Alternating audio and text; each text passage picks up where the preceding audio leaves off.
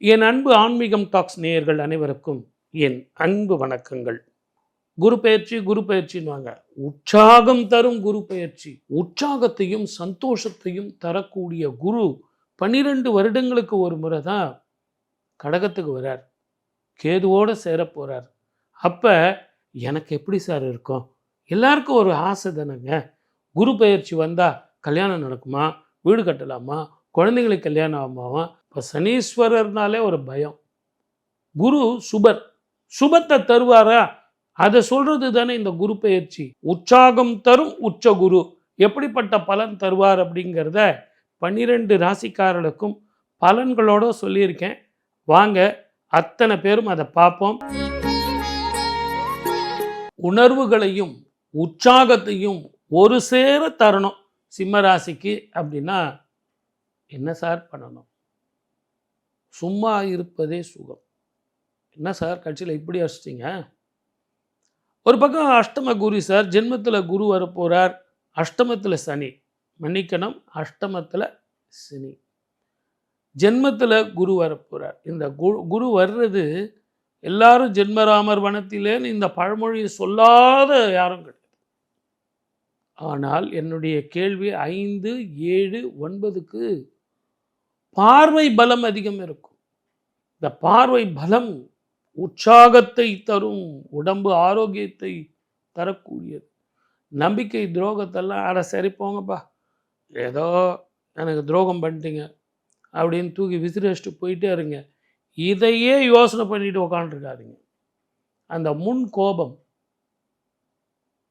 எதிரிகள் உங்களை பந்தாடிடுவாங்க.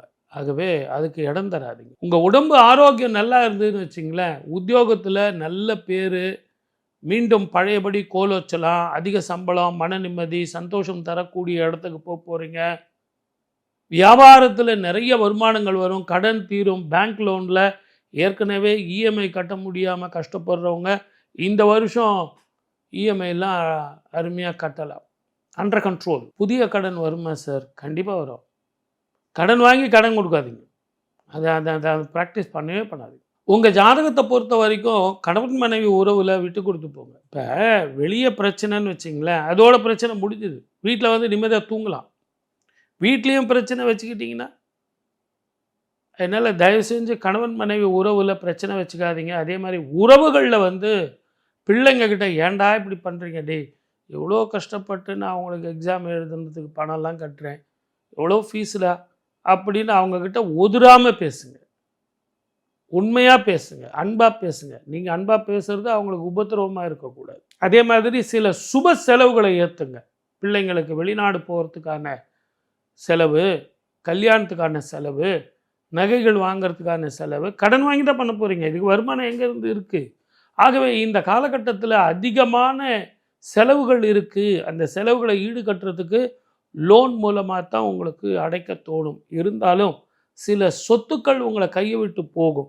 சில இழப்புகள் கூட உங்களுக்கு மன நிம்மதியும் சந்தோஷத்தையும் கொடுக்கும். ஏன்னா ஒன்று இழந்தீங்கன்னா 100 நிம்மதி உங்களுக்கு கொடுக்கும்.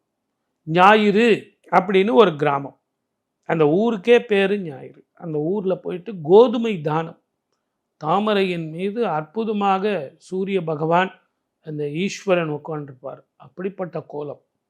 அந்த கோவிலுக்கு போயிட்டு கோதுமை தானம், கோதுமை பண்டங்கள் தானம், சுவாமிக்கு ஷோடச அபிஷேகங்கள் இதெல்லாம் பண்ணிட்டு வந்தீங்கன்னா முதல்ல உங்களுக்கு உடம்பு ஆரோக்கியம். தூங்கணும் சார், ஆரோக்கியம் பாஸ்கரம், சூரிய நமஸ்காரம். நீங்கள் வந்ததுலேருந்து பார்த்து நின்று உற்சாகம் தர்றதுக்கு பணம் சொல்லுவீங்கன்னு பார்த்தா சூரிய நமஸ்காரம் சொல்லிகிட்டு இருக்கேன். இந்த ஆரோக்கியம் நல்லா இருந்ததுன்னா நிறைய நேரம் வேலை செய்யலாம். நிறைய நேரம் வேலை செஞ்சால் பணம் வரப்போகுது. பணம் வந்தால் பட்டம் வரும், நிம்மதி வரும். ஆகவே நிம்மதியை தேடுங்க, உற்சாகத்தை விட்டுறாதீங்க.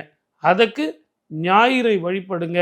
ஞாயிறை போற்றுதுமே, ஞாயிறை போற்றுதுமே அப்படின்னா அற்புதமாக இருக்கும். புஷ்கரம் அப்படின்னு அந்த ஒவ்வொரு காலகட்டத்தில் குரு மாறும்போது, ஒவ்வொரு ராசிக்கு போகும்போது ஒவ்வொரு புண்ணிய நதியில் போய் குரு இருக்கிறதா ஒரு ஐதீகம்.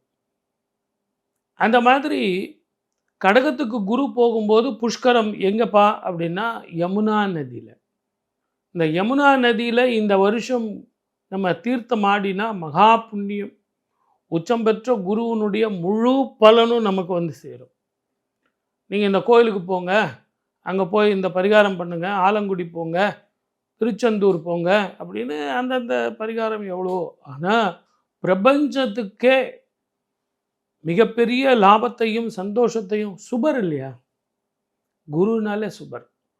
சுபர் அப்படின்போது என்ன நமக்கு ஏற்படும்? கல்யாணம் பண்ணுறது, குழந்தைங்க பெற்றுக்கிறது, வீடு வாங்கிறது, வாகனங்கள் வாங்கிறது, வீட்டில் சந்தோஷமாக இருக்கிறது, நிறைய பணம் சம்பாதிக்கிறது, கடன் தீர்றது, வியாதிகள் போகிறது, மருத்துவ செலவு குறையிறது. இப்படி சுப பலன் தானே. அதனால தானே அந்த குரு பெயர்ச்சி அப்படின்னாலே ஒரு உத்வேகத்தோடு நம்ம டிவியில் பார்க்குறோம், யூடியூப்பில் பார்க்குறோம். என் ராசிக்கு எப்படி சார் இருக்குன்னு பார்க்குறோம். இந்த யமுனை நதியில் தீர்த்தம் ஆடிட்டு புஷ்கரம் நம்ம இந்த ஆண்டு வந்து குரு பெயர்ச்சியை கொண்டாடினோம் அப்படின்னா இந்த வருஷம் முழுவதுமே சுப பலன் அதிகமாக இருக்கும். குரு யாருக்கும் கெடுதல் செய்ய மாட்டார் சார். அவர் கெடுதல் செய்ய தெரியாது, நல்லது தான் செய்வார். அதே நேரத்தில் எல்லாருக்கும் திருமண வாழ்க்கையும் குழந்தை பாக்கியமும், வீடு கட்டலாம், வாகனங்கள் வாங்கலாம் அப்படின்னா என்ன உங்களுக்கு கிடைக்கும்? வருமானம் வரப்போகுதுன்னு தெரியுது. வேலைவாய்ப்பு கிடைக்குமா சார்? யூஎஸ் சுத்தமாக மூடிட்டானே சார், எங்களுக்கு விசா கிடைக்குமா அப்படின்னா கிடைக்கும்.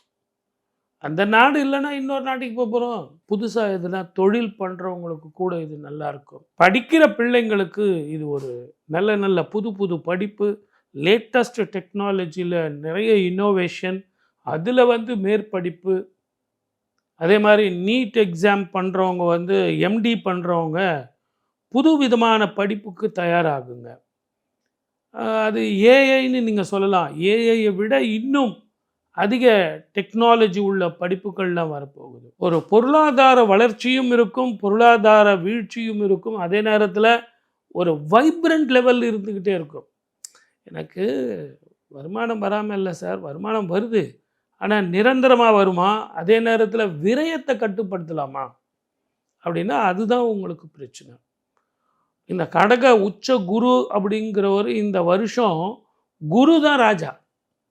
குரு ராஜாவாக இருந்து உச்சம் பெற்ற குருவாக இருந்து தீர்த்தமாடினால் கேது போய் கலக்கிறார். அது நல்லா ஞாபகம் வச்சுங்க. நம்ம டிவியில் நம்ம யூடியூப்லலாம் பார்த்தீங்கன்னா ஞானகாரகன் கேது வந்து கூட இருக்கான் சார் அப்படின்னு நான் உங்களுக்கு சொல்லிக்கிட்டே இருக்கேன். யாரும் கேட்கவும் மாட்டேன்றீங்க. அதனால் என்ன சார் இருக்குது, கேது வந்தால் வந்துட்டு போகிறாரு, வரும்போது பார்த்துக்கலாம். கடகராசிக்கு 7ஆம் வீட்டில் மகரத்தில் வந்து ராகு. இந்த ராகு 7ஆம் இடத்துல இருக்கிறதுங்கிறது மிகப்பெரிய பிரச்சனையை கொடுப்பான். கடகத்துக்கு மட்டும் இல்லை, இந்த உலகத்துக்கே. ராகு கேது சமசப்தமாக பார்வையாக எப்பவும் இருப்பாங்க. உச்சம் பெற்ற குரு பார்த்தா கூட நவ கிரகங்களில் மிக பலம் பெற்றவன் யார் அப்படின்னு கேட்டிங்கன்னா ராகு தான். ஆகவே ராகு வந்து சர்வ ஜாக்கிரதையாக இருக்கணும். எனக்கு ஏஐ வந்துடுச்சிங்களே சார், அதனால் சாஃப்ட்வேர் படிக்கலாமா, இல்லை கம்முன்னு நான் அக்கௌண்ட்ஸில் போயிட்டுமா சார் அப்படின்னா, ஏஐ வந்தால் கூட சரி, ஒன்றும் பாதிப்புலாம் வராது. நீங்கள் தயவு செஞ்சு அதை மனசில் வச்சுக்கிட்டு பயப்படாதீங்க. நான் இது படிச்சிட்டேன் சார், சாஃப்ட்வேர் படிச்சிட்டேன், ஏஐ அப்டேட் ஆகட்டுமானா அப்டேட் பண்ணிங்க. இன்னைக்கு கூட நாங்கள் ஜோதிடம் வந்து அப்டேட் பண்ணிக்கிட்டே இருக்கோம், டெய்லி படிக்கிறோம். அப்டேட் பண்ணுறது தப்பு இல்லை. ஆனால் இந்த ஏஐ மட்டும் இல்லை, இன்னும் அட்வான்ஸ் டெக்னாலஜி வந்தால் கூட நீங்கள் படிங்க. இந்த ஏஐ வரும்போது வேலை வாய்ப்பு போகுமானா போகாது. இதை விட இன்னும் அதிக வாய்ப்பு உள்ள சந்தர்ப்பங்கள் கூட சூழ்ந்து வரும். இந்த சூழ்ந்து வரும்போது அந்த வாய்ப்புகளை நீங்கள் பயன்படுத்திக்கணுன்னா உங்களை நீங்கள் அப்டேட் பண்ணோம். அந்த குரு உங்களுக்கு சந்திரனது வீட்டில் போய் உச்சம் பெறுவது, ஞானகாரகனோட இருப்பது அற்புதமான பலன். ஆன்மீக ரீதியான என்ன பலன் கிடைக்கும் அப்படின்னா, மூதாதையர்களுக்கு தர்ப்பணம் பண்ணுறது இந்த காலகட்டத்தில் ரொம்ப ரொம்ப விசேஷ பலன் தரும். ஞானகாரகனுடைய குரு உச்சம் பெற்று 18 வருடங்களுக்கு ஒரு முறை கேதுவும் 12 வருடங்களுக்கு ஒரு முறை கடகத்தில் குருவும் சேர்றதுங்கிறது அபூர்வ சந்திப்பு. 21 தலைமுறைக்கு நீங்கள் அந்த பிண்டம் கொடுக்கணும். அந்த பிண்டம் கொடுக்குற பாக்கியமே மகாபாக்கியம் சார். பணம் வேணும், பட்டம் வேணும், வீடு வாங்கணும், வசதி வேணும், கல்யாணம் பண்ணணும், குழந்தை பண்ணணும், இதெல்லாம் கரெக்டு. ஆனால் இந்த பிண்டம் கொடுக்கறது, மூதாதையர்களுக்கு தர்ப்பணம் கொடுக்கறது ஒரு சில அபூர்வ காலங்களில் மூதாதையர்களுக்கு சந்தோஷமும், அதனால் அவங்க வந்து இறைவனிடத்தில் கையேந்துவார்கள். என்னுடைய பிள்ளை, என்னுடைய மகள், என்னுடைய பேரன் பேத்தி நல்லா படிக்கணும், அவங்களுக்கு நல்லா வரணும், சந்தோஷமாக இருக்கணும். எப்போ? அவங்களுக்கு அந்த தாகமும் உணவு பிரச்சனையும் இல்லாத இருக்கும்போது. நீங்கள் அந்த பிண்டம் கொடுக்கும்போது 21 தலைமுறைக்கு அவங்களுக்கு புண்ணியம் கிடைக்கும். ஆகவே தயவு செஞ்சு இந்த நிகழ்ச்சியை பார்த்துட்டு இருக்கிற பொது பலனில் எனக்கு பணம் கிடைக்குமா, பட்டம் கிடைக்குமா பார்க்குற நீங்கள் அதுவும் பாருங்கள், நான் வேண்டான்னு சொல்லலை. அதே நேரத்தில் இந்த புண்ணியத்தையும் நீங்கள், சார் நான் கடகராசி மட்டும்தானா, மேஷ ராசி மட்டும்தானா, 12 ராசியில் ஏதாவது ஒரு ராசியா, நான் இந்த நட்சத்திரமாச்சே, நமக்கு நிறைய சந்தேகம். சந்தேகத்தெல்லாம் விட்டுருங்க. 27 நட்சத்திரம் 12 ராசிக்காரர்களும் நான் சொன்ன அந்த பலன் செஞ்சீங்கன்னா இதுவே ஒரு மிகப்பெரிய பரிகாரம். பக்கத்துலேயே டெல்லியில் யமுனையில் குளிச்சுட்டு வாங்க. அந்த குளியலுங்கிறது புஷ்கரம் அப்படிங்கிற பலன் கிடைக்கும். வாழ்க வளமுடன். வாய்ப்பளித்த அத்தனை நல்ல உள்ளங்களுக்கும் நன்றி, வணக்கம். சர்வே ஜனா சுகினோ பவந்து.